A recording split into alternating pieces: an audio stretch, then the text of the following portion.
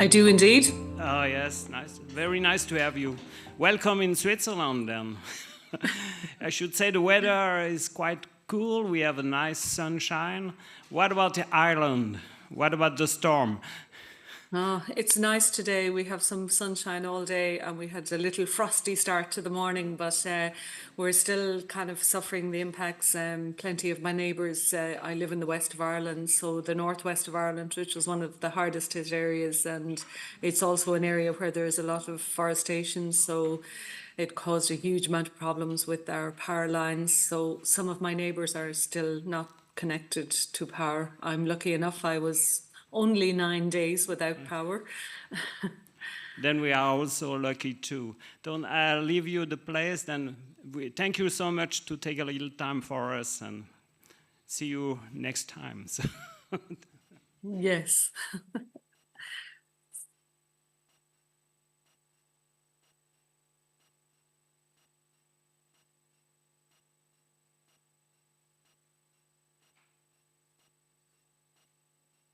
Good afternoon, everybody. I think am I ready to go? Yeah. I'll share my screen.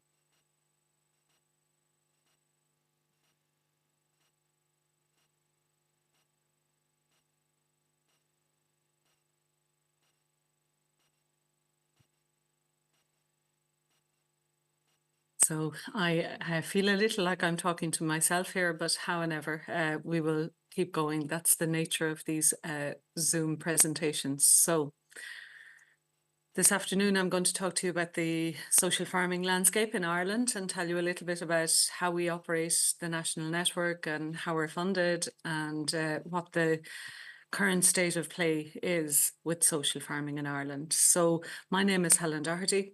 I'm the National Coordinator for the Social Farming Ireland Network, and I work for an organisation, a company called Leitrim Development Company. So I suppose no harm to start off with our definition of social farming, and has been, I suppose, driven largely by our connectedness with the health and social care sector. It didn't necessarily come from the agriculture sector, while it is heavily supported through the agriculture sector in Ireland. Our values and how we deliver social farming is very much based on the wants and needs of the health and social care sector. So social farming is practice of offering ordinary family farms as a form of social support. The farm is a typical working farm, and they're not specialised treatment farms. They're ordinary places where people can go to get the support and can benefit from the ordinary everyday activities that are available on ordinary farms right around the country. And it's a great opportunity for social connections. So there's a lot of social in our social farming model. We do focus on delivering outcomes for participants. So many of our placements are from the mental health sector, for example, and very often people use social farming as a stepping stone to a better life. So delivering outcomes is very, very important. Very important value to us as well is that it's the participants' choice that they engage in social farming. We evidence all of that and provide the governance around that. People identify chosen goals when they engage in social farming. So that's another key cornerstone of our model of social farming. We embrace person-centeredness. This is because this is what we were asked to deliver by Health and Social Care Services. They felt that they wanted to open up ordinary community spaces for people with farmers that were adequately trained while not in the professional space at the same time. It promotes social inclusion by integrating people into community. It provides that interface between professional healthcare and ordinary community settings, complements existing services. We're not trying to displace health and social care services, rather we're trying to work alongside with them and contribute to a better outcome for the ordinary people who are engaging in social farming. We're recognising a different function for family farms and for all types of farms, in that they have the capacity to provide a health and social care product for people, and also the respect for the farmer's role and skills. We are commissioning placements for the agriculture sector. So if we look at the development of social farming in Ireland up to 2025, it's been a long time developing and it's a very slow development curve in a lot of ways. However, in recent years, it has gathered momentum and pace. From early days in the early 2000s through to 2006, University College Dublin were heavily involved in the development of social farming and are still involved to this day. In fact, the same people are still involved with our development of social farming that were involved back in the early days. There were a number of European projects, the SOFAR project originally, and then we had a cost action. Then we had a community of practice developed in Ireland, which gathered together a number of people who were interested in the development of social farming. Obviously, they felt that they needed, I suppose they needed some staff on the ground in order to activate social farming. So that was a key desire for that social farming community of practice. The first boots on the ground, as it were, in relation to getting support for the development happened in 2011 and very early 2012. And that was supported by a cross-border Interreg programme. That was through Northern Ireland and the Republic of Ireland. And UCD, Leitrim Development Company, were the rural development partner. Queen's University and the Department of Agriculture in Northern Ireland were the four key organisations involved at that point in time. It happened in the cross-border region initially, and subsequently the Department of Agriculture in the Republic of Ireland and Northern Ireland paid attention to what had happened through the pilot. We had developed 20 pilot farms very successfully and learned a huge amount about the development of social farming and how it would work in an Irish context. At that time, both departments of agriculture were interested, so they decided to look at funding to make this social farming initiative available nationally in the Republic of Ireland and across the 6 counties in Northern Ireland, and to seek its further development. So since 2015, we in Leitrim Development Company have been tasked with the national network, which is the organisation that develops social farming in Ireland. So I'll tell you a little bit more about that.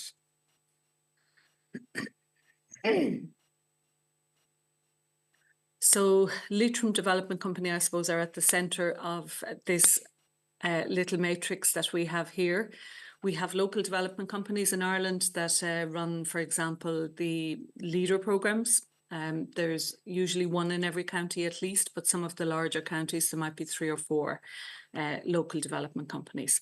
However, after the initial piloting phase of social farming, we had interest from a number of those companies around the country, and 3 of them subsequently became our partners to develop a national initiative. Obviously, we're one development company based in one county, so it would have been difficult for us to reach right across the whole country without the support of a number of other local development companies. While each development company has a defined geographical area, from time to time there are initiatives that cross those borders, and this is an example of one of them. So we all work regionally and we do run the overall national network. So we subcontract work to 3 other local development companies in the southwest, the southeast and the west, and you can see the name of the companies there: Waterford Leader Partnership in the southeast, West Limerick Resources in the southwest, and Southwest Mayo in the west region, and we run the remainder of the regions. Altogether, we have 5 regional development officers, and I suppose they are the interface.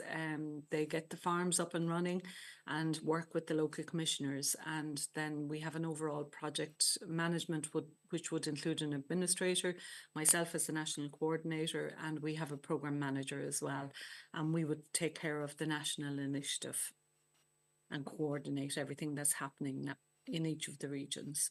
We have 2 regional officers based in our own area here, which is the area shaded in green, and the other areas then are the west, the southwest and the southeast. So I suppose just to take a look at what the work that's involved in our network, we're involved in the recruitment of new farmers, that means getting new farmers up and running, getting them trained, getting them ready for practice, etc. So there's quite a body of work in that, and that happens annually. We have a small enough team, so we're probably 9 years in operation later this year. We're in our 9th year at the moment, and we're operating at the same level of funding, so it is challenging at the moment. So we're hoping that that will change in the coming year or two. Disseminating then in the agriculture and rural development sectors, so that really is getting the word out that social farming is a viable dissemination, or it's a viable alternative source of income for many farmers who have the time, etc. It's a viable diversification opportunity. We provide our training for all the farmers and get them ready for practice. And it's not just training, it's making sure that there are a lot of governance requirements which are in place through our standards for practice. We have to make sure that they meet all those requirements. Another key part of our work, and this is part of the, I suppose, the complex nature of social farming, we work across the health and social care sector also, and that means informing the health and social care sector about the great opportunity that social farming is, and how we can deliver for people who are in need of support. So we deliver lectures, we deliver talks, we deliver training programs for, it's a short training program for health and social care workers who are engaging in social farming, and people who want to support people going out to a social farm. A huge amount of our work involves building relationships with all of those support services so that the trust is built, so that they have a deeper understanding of what we do and how we do it. And that leads to another key part of what we do, and that is commissioning social farming placements. It's very important for us to ensure that the farmers are paid for their time, and that pathway is not, I suppose, clear, and it's not available nationally as of yet in Ireland. We have had some recent success in the last year or two, but again, it still remains a bit of a challenge, and we're continually working on that. So leveraging funding for the placements is, again, a huge part of our work, a very important part of our work. We have sampling fund, etc. So the Department of Agriculture has provided us with the fund that commissioners can sample social farming to see if it works for the cohort of people that they support. And to date, once they experience that, they then take a step forward into the commissioning space and realise the value of the social farming offering. So it moves along, but it's very slow. Obviously, reporting to all our funders and building the evidence that social farming works is a very important part of what we do as well. Right from the start, all of our commissioners in the very early days told us that governance was very, very important. We needed to make sure that these farmers were delivering what was expected from them, and that there was proper governance in place.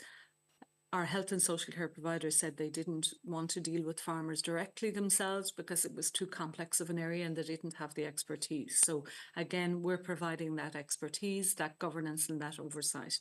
And our aim is to make social farming sustainable in the longer term. We've contributed hugely to the body of research, and we have influenced the narrative around social farming in Ireland. I suppose when you go back to the early days in 2016, 2017, we would have had an issue explaining social farming to some people, and many people feeling that it would be impossible and that we would never succeed, participants would never go to social farms, it would be too risky, etc., etc. We've come quite a journey now in that most people now do know what social farming is. Of course, there's always a cohort of people that have never heard of it before, but the people who need to know certainly know. And the awareness in health and social care services in particular has really improved dramatically as a result of Social Farming Ireland network initiatives. key part of what we do. We're funded to build that national network and to work across the country and doing all that work that I previously mentioned. But right alongside that, we're also doing research. And through our policy and research initiative, this is the key outputs that we hope and aim to deliver. So we do research which is aimed at the policy arena, how social farming can deliver on various government policies, from policies such as New Directions, which is our disability policy, to a vision for change, which is our mental health policy, to the various youth policies, school policies, etc. We have produced a number of short guides on social farming aimed at different audiences, such as those I've just mentioned, the disability sector, mental health sector, the youth sector. We've held 2 major research conferences, and we have another one coming up probably next year. There's continuous input for that research then into funding applications and building the business case within health and social care services for social farming. We have had a media presence at least every quarter, whether it's a national newspaper article, whether it's television coverage, whether it's a report on social farming, whatever it may be. At least every quarter there is something significant at national level happening with social farming. We've also got involved in a number of European projects as well. So Engage, and we had 2 So Engage projects. We had a So Far project then that delivered teaching and training materials for working with different target groups. That ran from 2020 to 2023 and produced some very valuable documents. We were involved in the EIP Agri focus group as well on social farming, and that also was 2023. So we were contributing to that. In fact, our policy worker was pulling together the main report on that. We contribute to all the 3rd level institutions from a point of view of agriculture, rural development and health and social care. We do a lot of guest lecturing with the occupational therapy students and social work students, community development students, etc. So we're building awareness in that sector. So hopefully the graduates that are coming out of college have a better awareness of social farming. So we talk a little bit about our farmer development process. Farmers register with us, as I say, they're trained, there's governance around them, there's police vetting, Garda vetting, references, etc. So we provide all of that support for our farmers. There's about 25 hours of training to be attended before we will place anybody on a farm. So that's a key part of that. 3 hours is delivered online, 3 sessions of 3 hours each are delivered online, and 3 sessions are delivered in person, including a visit to a farm, which you can see a photograph there where one of our experienced farmers is explaining how his social farm works. So I suppose to look at the development of social farming then in Ireland, from a base of just 7 farms in 2017, we now have over 150 farms, and we have approximately 30 in development at the moment. So we're heading hopefully for 200 perhaps late this year or early next year. In our first year, we delivered 1,700 participant days, which we were very proud of at the time. However, in 2024, with the same budget, we delivered 10,000 days. The number of participants as well was quite small in those early days, and it probably is close to almost 900 participants at this time. So we had 140 in the very early days, and now it's over 900. We've engaged with over 300 health and social care providers. That's statutory and community and voluntary. So I understand that you may have an interest in, I suppose, understanding what the landscape looks like in Ireland, in what the farms look like. So I suppose our farms range in size from 1 acre to well over 500 acres. We tend to work in acres a little bit more than hectares in Ireland. A 1 acre farm obviously is very small, and that 1 acre farm was a grower. So he specifically grows for a number of restaurants, etc., in a particular local area in the west of Ireland. However, that is a particular offering for some participants. It might not be what everybody wants from social farming, but we're happy to work with any farm that wants to offer opportunities for people who are disadvantaged on their farm. Their activities will vary hugely. Obviously, what's been offered on a 1 acre farm is very different to what can be offered on a 500-acre farm. However, some of those 500-acre farms can be very busy places, so you might find the offering on that particular farm might be more restricted than the 500 acres. It could be around the farmyard, it could be around the kitchen garden, it could be around some very basic activities.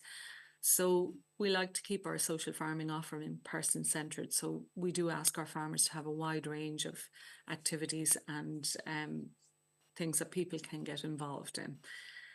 The majority, I suppose, of our farmers do fall into that small to medium-sized operation.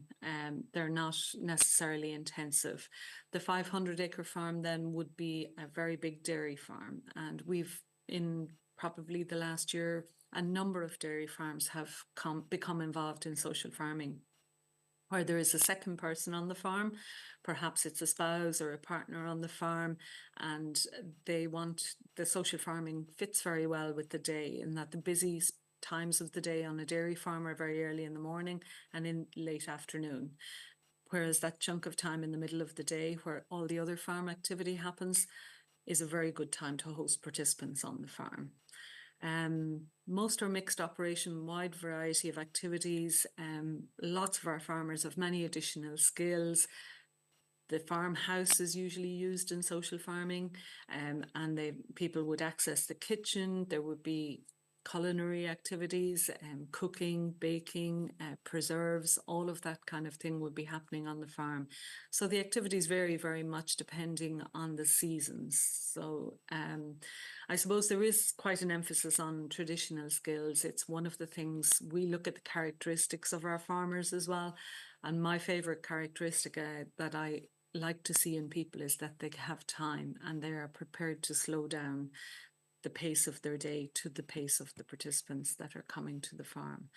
So that, I suppose, lends itself to a traditional farm setting, and slowing things down, less mechanized maybe than the farm might be on other days, slowing the activities down, breaking them down, etc.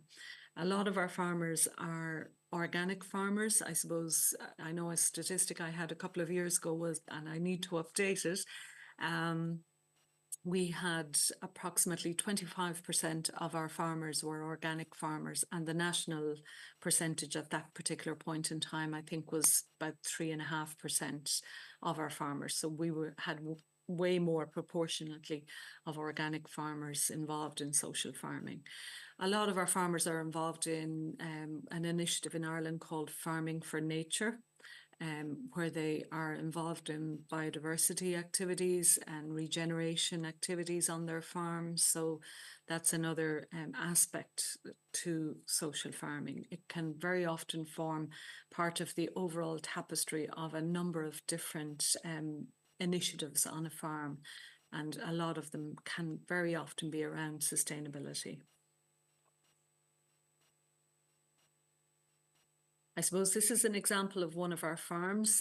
This is an average farmer, 100 acres. He's a suckler farm. He's actually located quite close to our offices here in the northwest of Ireland. You can see the landscape there. It's a very ordinary farm.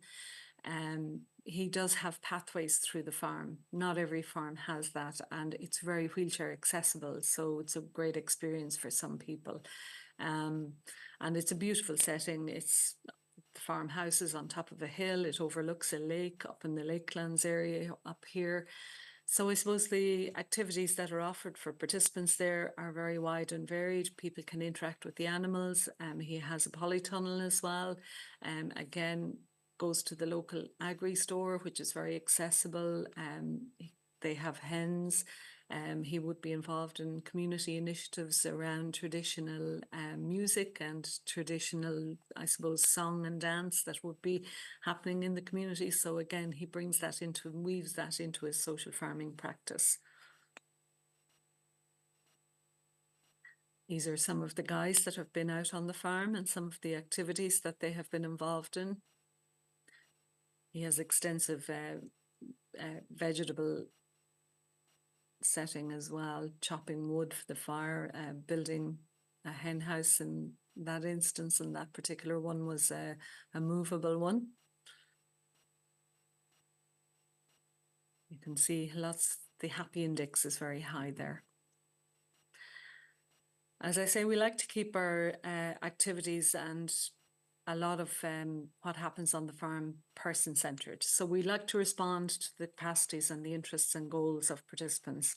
Obviously, activities vary depending on what season of the year, the type of farm, the scale of the farm, what type of things are available on the farm. Some of our farms, the very small ones, are just growers, so there is no animals on, for example, some of the farms, whereas other farms might have a wide variety of animals, and some just have dry stock on the farm, for example, or dairy with calves, etc.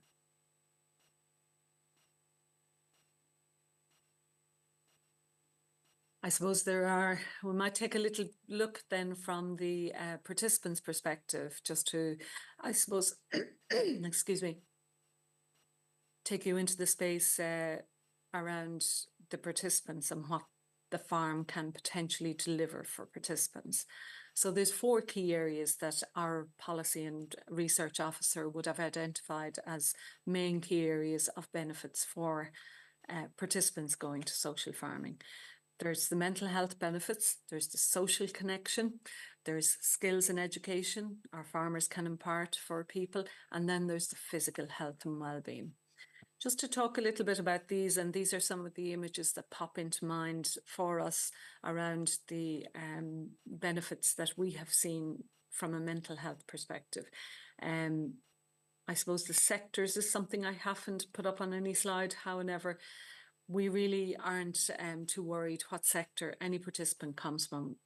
The majority of our participants in social farming in Ireland come from the disability and mental health sectors, but we have young people, we've had refugees and asylum seekers on farms. You can see one of the images there certainly on my left-hand side anyway. We had 2 Syrian farmers on a farm in Mayo who were relocated to Ireland, and they had a hugely positive experience on that farm. It broke down barriers in the local community, and because they were farmers, they were able to share some common interests with the farmer. So that certainly helped their resettlement into our country. People with disabilities, people with mental health issues, some young people in the justice system. That young person at the bottom of the screen was in the justice system. The gentleman with the glasses came to social farming through a homeless service as a result of addictions, etc. So that gentleman certainly would say that social farming should be available on the curriculum in every school. So that's something to think about for the potential for social farming. If it was available on the curriculum in every school, then there would be huge uptake of social farming. I suppose these are some of the quotes that people would have had around social farming as well. Where could you spend a better day? You get the opportunity to care for something instead of constantly being cared for yourself. Builds your self-esteem, your confidence, your self-worth, etc. Some of the people down at the bottom of the screen then were some people from an elder care service who had dementia and Alzheimer's. And again, the peace and tranquility of the farm setting proved to be very beneficial for those people. Skills in education. So skills in education on farms, I guess farmers are multi-skilled in many, many ways and very resilient. And we like to promote that with them sharing their skills and sharing their knowledge. So that comes across in lots of different ways, from food to caring for animals, to, education around nature, education around a lot of biodiversity opportunities happens on farms, education around farm to fork is a huge part of what happens in social farming. And again, building confidence with people. Planting a seed and seeing the result of that seed in many months' time is something that teaches huge lessons for people. just to say as well, we also encourage our farmers to focus on meaningful activities and not token activities. I suppose that, activities are set up for participants. We like them to be meaningful. We like them to be part of the ordinary everyday activities that go on in an ordinary social farm. Social connection is a huge part of social farming. So there's always fun on the farm. Very often it's involved with the wider family that's on the farm. Very often it's a neighbour popping in.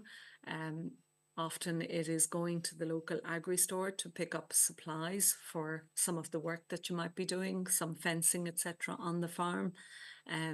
Sometimes, for example, one of our growers would sell his produce at a market, and some participants have helped out at that market setting. So again, there's great opportunities there for people. Keep an eye on my time here. And obviously physical health and well-being. So having the aim of perhaps walking a certain number of steps in a day can be achieved organically on a farm, and with the motivation of taking care of the animals as opposed to achieving the 1,000 steps. And at the end of the day, many participants would speak about feeling tired, but a good tired, not a tired, exhausted, a very positive tiredness.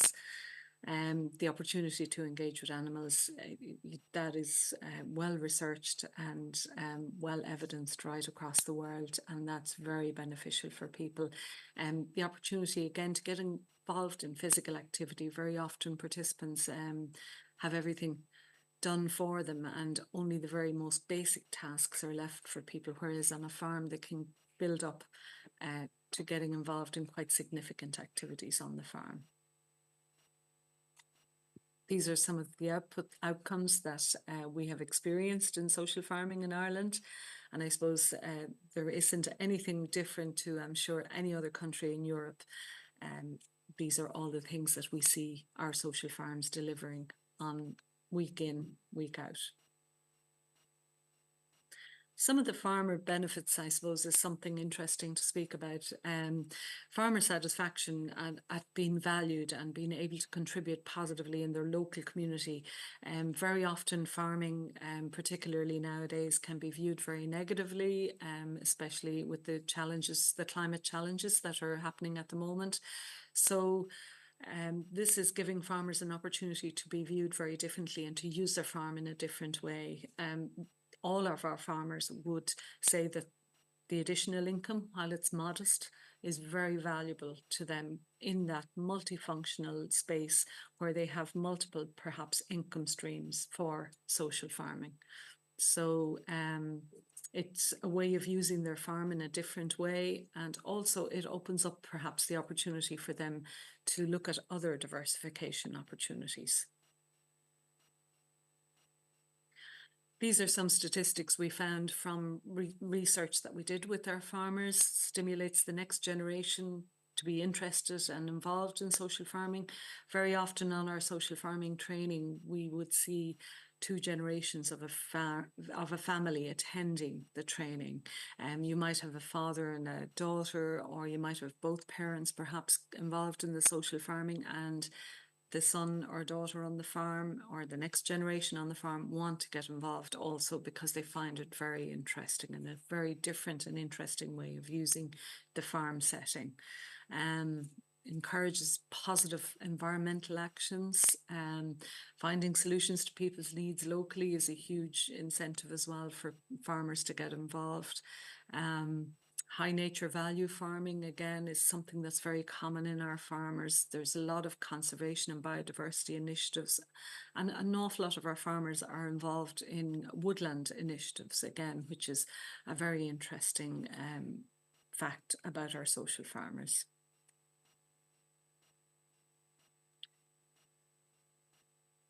I suppose the initial 2 points there we might have covered a little bit already, but all of our farmers would also report that their farm has improved and has become a better place because of social farming. Generally, they have addressed some health and safety issues, and they would make their farm more accessible and a safer place for people to be. So in that aspect, their farm has improved. It also has resulted perhaps in them accessing some capital funding to improve their farm, to lay pathways, etc., and to make it, as I say, a better place and a better experience for people. It valorizes the farm, and we have a particular farm structure in Ireland where most of our farms are owned by the farmer themselves, who is making his living perhaps, or perhaps part-time farming, working off the farm as well. So that's the structure. We have a lot of small to medium-sized farms in Ireland. I suppose it's keeping farms on their community, in their community, and keeping people on those farms. So we're picking up a latent capacity where the farms maybe are not busy at particular times, and perhaps they can open their farm to people at those times. So I suppose just to summarize what's involved in social farming, participants usually go 1 day per week. It can be anything from 8 to 20 weeks. My favorite answer for most things is that it depends. So if a participant wants to go to a social farm successive years, then we try to work with that. We try to ensure that the commissioning of that placement can happen and that it is sustainable. And we have had success in that space over the years. And the average length of time somebody spends on a farm will be between 4 and 5 hours, with 5 to 6 hours being quite uncommon, and maybe 1 to 2 hours being uncommon also. Number of participants varies from 1 to 4. We've quite a number of one-to-one placements, for example, in the youth sector, where somebody might need one-to-one attention, and some in the disability, some in mental health as well, but particularly in the youth sector, we've quite a number of one-to-one placements. Our farmers must be on the farm. The trained farmer must be there with the participants at all times on the farm. Quite a number of our farmers have more than one person trained and governed that meets the governance requirements of our structure. But there's quite a number that are just doing social farming on their own. There's always an induction day. Nothing starts until everybody agrees that it goes ahead. So people get the opportunity to meet the participant that's coming out, and the participant gets the opportunity to meet the farmer also. We have very recent research. In fact, we knew it was in development, but this research has been published online, and it is with the Association of Occupational Therapists in Ireland, where they looked at the benefits and the experience of facilitation social farmers from a farmer's perspective. So some of the characteristics and some of the challenges as well around social farming have been detailed in that report. So that report has been published. It is available online, and if anybody is interested in it, you can certainly talk to myself or drop me an email afterwards. And I suppose social farming is very social. There's always plenty of time for tea and a chat. We have a lot of video resources, including participant testimonials online, and we have a YouTube channel if anybody cares to dip into that. And I suppose I was thinking about this presentation and thinking in particular what other green care activity there is happening in Ireland. I suppose there's a growing number of forest schools right around Ireland. It's not something that we get involved in any shape or form, but it certainly is a very interesting development. There's a number of private residential recovery farms. So they would be geared at people with addictions largely, or some people with significant mental health concerns. So there are, I'm aware of about 3 initiatives nationally in Ireland, one in the southwest, one in the southeast, and one close to Dublin, where they are starting to offer residential spaces on a farm. But there's a lot of support around that. So I suppose it's quite different to what we do in that it is a professional setting. There are a number of farm-based training initiatives also operating, I suppose, in the social farming space, where they provide training for people. And again, it's a farm-based setting. It wouldn't be a family farm. It would be more of a community space, but it would only be accessed by a certain number of trainees at any given time. There was a Green for Care initiative. It was a European project, and Dr. Deirdre O'Connor contributed to that, and we would work with Dr. Deirdre O'Connor, and certainly we contributed to that study if anybody was interested in looking at that as well. So without further ado, I think I'm going to stop talking, and I'm happy to answer any questions that anybody has, if that's appropriate. I think I'm 40 minutes in at this point in time, so.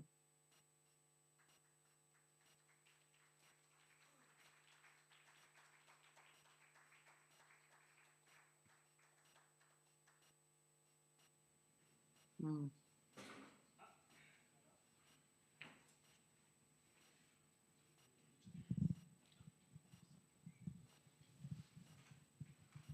quelle langue je parle alors? Parle en français comme ça, tout le monde comprend. Elle a la traduction. D'accord. Elle a la traduction. Pardon, excuse.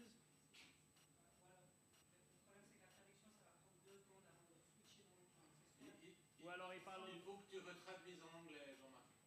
Alors tu parles en anglais. Okay. Good afternoon, Hélène. I am Gérald Assouline from Astra Network in France. Okay. I have one question about the legal status of the people working, of the beneficiaries working on the farm. Which kind of contract there is? Because in France, it's a difficult question. Are they workers? Are they interns? Which kind of status, legal status, when they cut wood, when they take care of animals, etc., etc. What's the contract? Okay. Yes.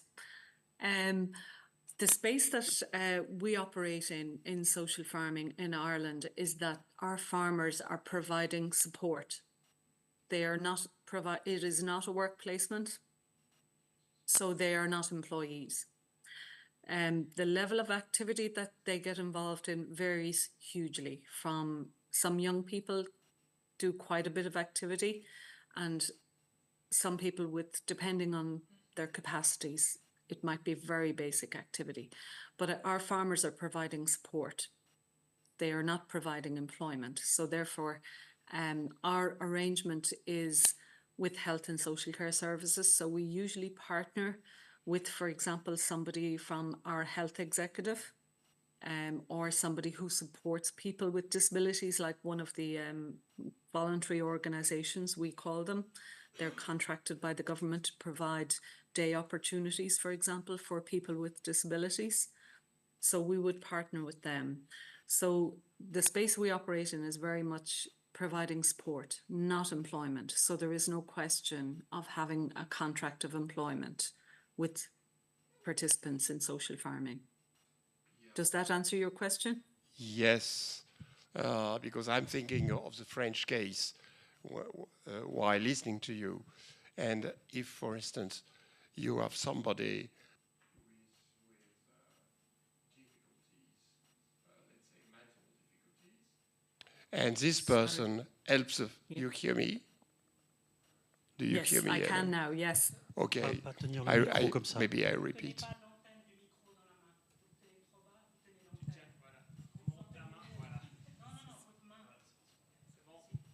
I can hear you. Wait. I have problem holding the mic. Okay. In the French case, if a farmer receives beneficiaries with, for instance, some handicaps, he cannot make them work. Or it is considered as idle work. And then it's illegal. You see, if a farmer wish to bring support like you, he cannot make people work. No, right? Okay, it's idle work. Our participants don't work either. It's activities they're involved in for the benefit of their health and well-being. yeah, it's not viewed as being work, I suppose. And that is, I suppose, the narrative that we have developed around social farming. And, you know, that's why one of my favorite things about our social farmers, I always look to see, have they time to give up their day for the participants? So they must have the day to give up for participants, because if their focus is on getting work done, that's not social farming. That is a work placement or work experience. But if they're giving up their day to support the participant and to offer activities that might be of interest to the participant, and help develop that participant's capacity. These participants are not ready for work. If they are ready for work, then social farming is not the answer. They must move on to an employment program, which is a different thing. It's not social farming. So I suppose that is the space that we have defined for social farming in Ireland. So it's a separate space. It is a different space.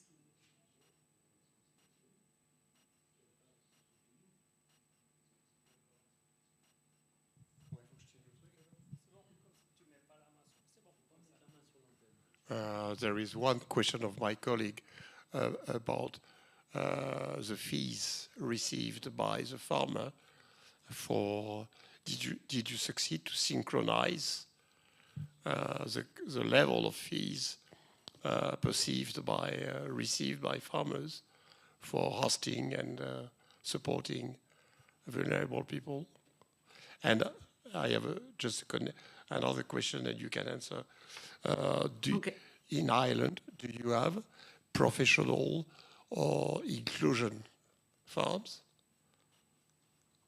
Professional inclusion farms. Okay. Do you have that? Okay, I'll answer the first one. I might come back to you for a bit of clarification on the second one.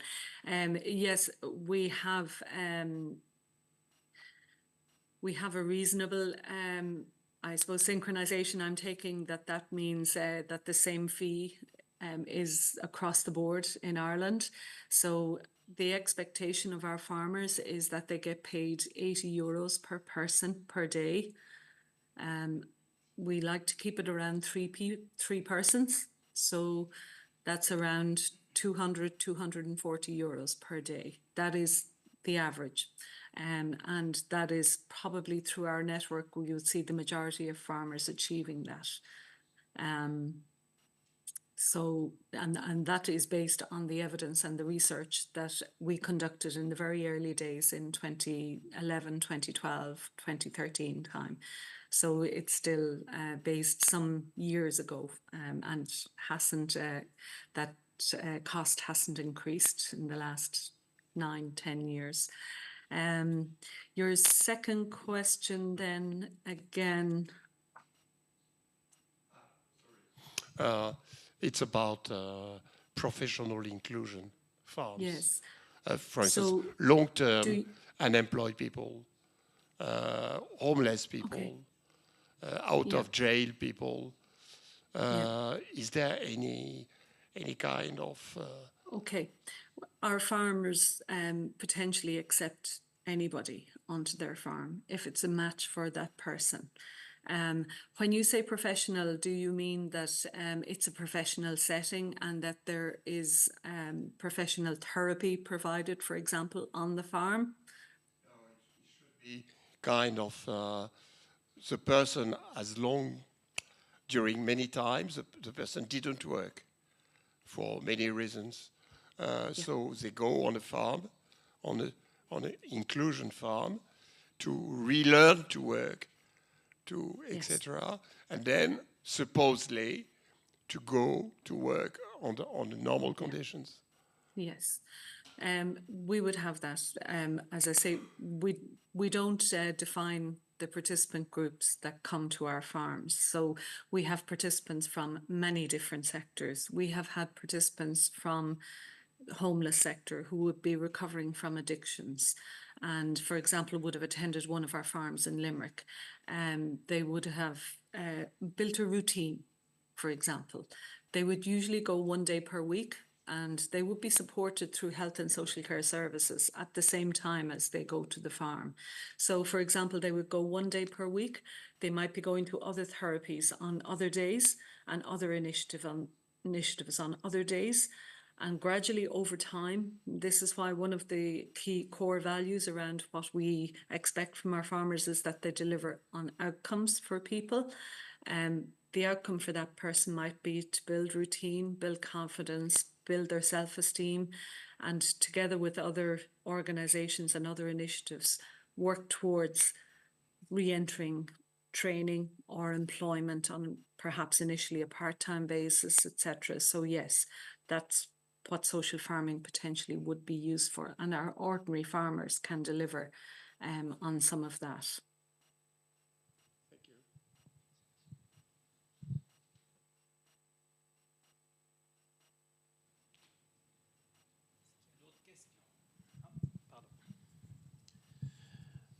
Hello, Andre Stalder from with Green Care and Care Farming Switzerland. I have, first I want to congratulate what you've done, because it's very professional, I think, and that's when we do it here, we often have to look that we get money and we have to develop things. It's quite difficult. And I assume that you guys had a lot of help from government side. Is this true? We have a lot of work to do too, trust me, and we have funding from many different places. Sometimes I call it planes, trains and automobiles, but however, we've had good success, particularly this has been built for 10, 12 years very steadily. And in the last couple of years, another aspect of what we do a lot of work within the political space and lobbying for funding, etc. And again, being able to offer a national initiative was very important for us because it pulled everything together into one space. So you didn't have one person doing one thing and another person doing another thing in another area, and maybe different things and different messages going back to central government. So we do lobby central government all the time.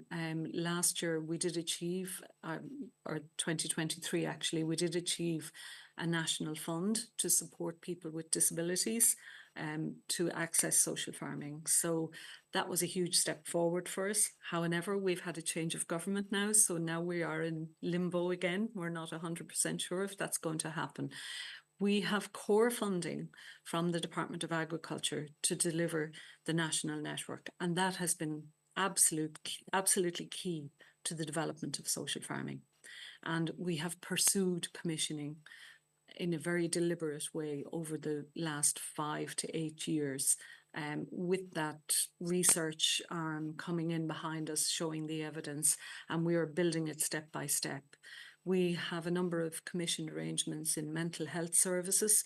The commissioning arrangements are happening all the time, but it's a very dedicated piece of work, and it takes a lot of time, and it is built on relationships that you have with the professional sector, the psychiatrists, the occupational therapists, the nursing managers, and the social workers. So those multidisciplinary teams in health and social care services, accessing them, building the evidence with them. Nobody will walk straight into this and say, I'm going to buy the services of a social farm straight off. You have to build it step by step. And I suppose that having the fund to employ like essentially 7-8 people, while it's a very small number in the whole country, it has been very effective.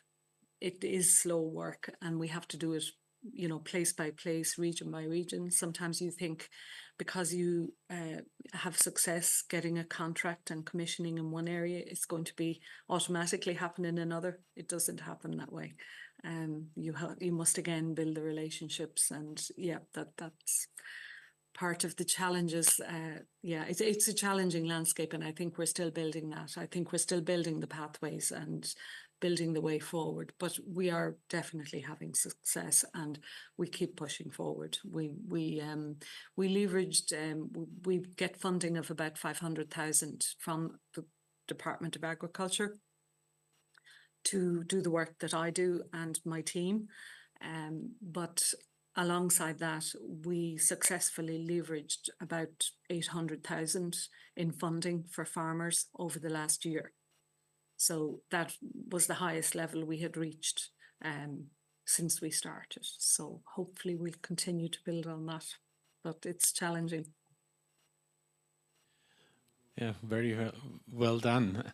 I've got another question. We in Switzerland, the development, as far as I know, started about 25 years ago. But it was mainly overnight guests. Have you also got overnight guests, or is it just a daily program? That they stay on the farm. Actually, the people stay on the farm. They sleep there. They have a room there, and maybe the weekend they go somewhere else. Have you got that as well, or not so much? Not so much. Not so much. No. There, I think I was saying that at the tail end of the presentation, that I'm aware of, I think, 3 initiatives in Ireland where they offer residential, where people stay. They are all focused on addiction recovery and mental health. We don't have any, I keep thinking somebody is going to pick up that space and offer it maybe to young people, for example, but that hasn't happened here yet. So no, there hasn't been a big push to do that. I suppose what we're doing maybe is a gateway to something like that. The regulation involved in setting up something that is overnight, etc., would be a huge step for a lot of our farmers, and probably needs to be somebody in the professional space that would push forward with that. There is quite a significant development happening close to Dublin, and it's a professionally based initiative. There's a lot of voluntary directors that are psychiatrists, and a number of other very influential people are involved in that initiative. But at the same time, it's only going to offer places maybe to 10, 15 people at a time, you know. So yeah, I guess ours is more community based.